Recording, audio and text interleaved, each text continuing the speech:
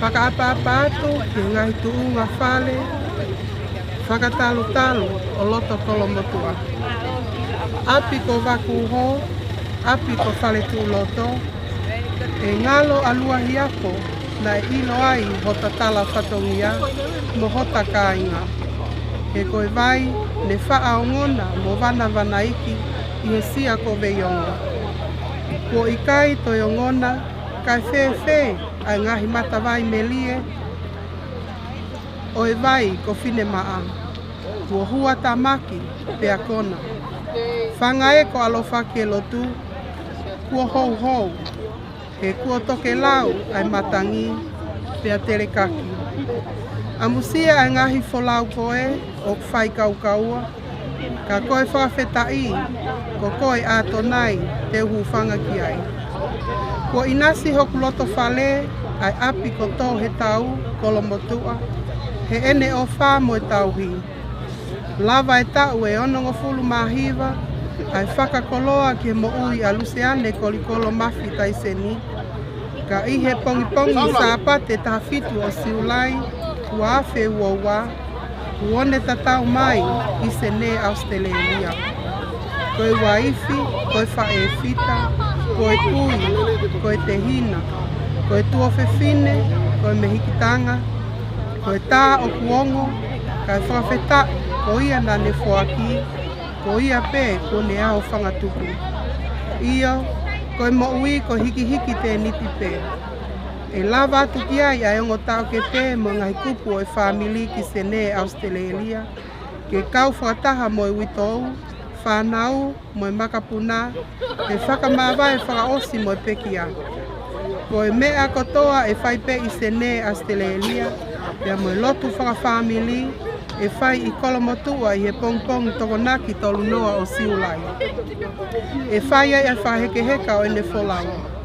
Ia eiki tui o e tau aho mee. I he api ko waku ho, kolomotu.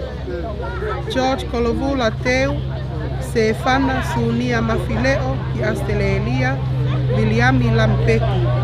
E whanau mo i makapuna o siale kafoa, tui halawhatai maafu, fauki moana maafu, whanau mo i makapuna o Ignesiasi fauki moana, La Paha Sacramento. Whanau mo i makapuna o tupau kefu, kapeta kolomotua. Wala tui halangingie, USA, whanau mo i makapuna o Sione Lampeti, Sione Kuea, USA.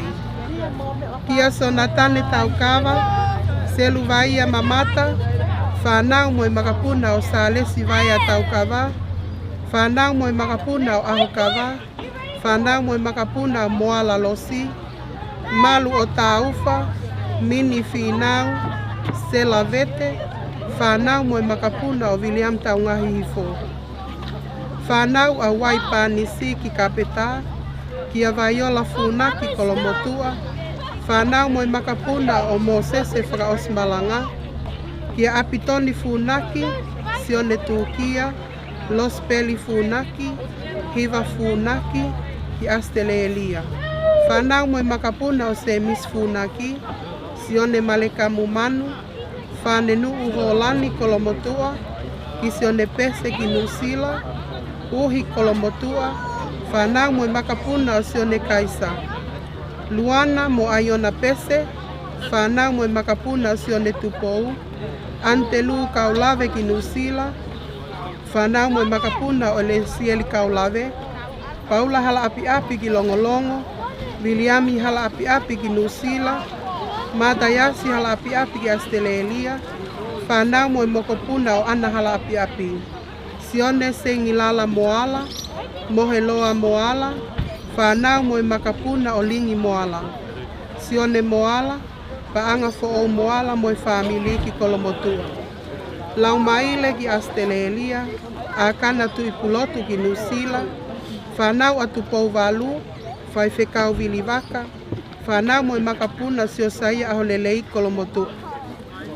Vili uhi pese, whanau mo i makapuna Sione Pese uhi ki Longolongo, Malakai uhi, Sione uhi, Alatini uhi, whanau mo i makapuna o Lopeti uhi ki Longolongo. Whanau mo makapuna o te vita te kolo ki longolongo. Tauanga tui tupou, akosita tui tupou, whanau mo makapuna o meletonga tui tupou. Latu mai langi unga na ati matangi, whanau mo makapuna wa siti he maki kolomotu. Kia wakalahi fuyono ki ahau, tomineti ki nukunuku mo family, whanau mo makapuna o maupo ese. Whanau mo makapuna o anefeki. Kia Thomas Palu ki Australia, Siaongo ki USA, whanau mo makapuna o Isleli Palu. Sione ni kua mo soane maaka, soana maake ki Australia, whanau mo makapuna o Intamoa Vainikolo, ki whanau a Sein Leva Faletau, Sia Saia Faletau, Latu Lala Faletau, Sicilia Tupou Walea Motua, Lesieli Tufui Faletau, Michelle Mahe, Sia Saia Taiseni Kolomotua. Maata Blake Fifita mo whanau, Saula Fifita, Lolo Fifita, Sione Fifita ki Australia. Ki Alice mo James Barton mo whanau, Andrew and Anna Barton ki Australia. Losaline Halapaini, Mafi mo whanau. Sa Alesi Vaia Taukava, ke Lepi Othouma, Williami Taungahi Hifo, Moati Lesieli Tufui, Nusila USA.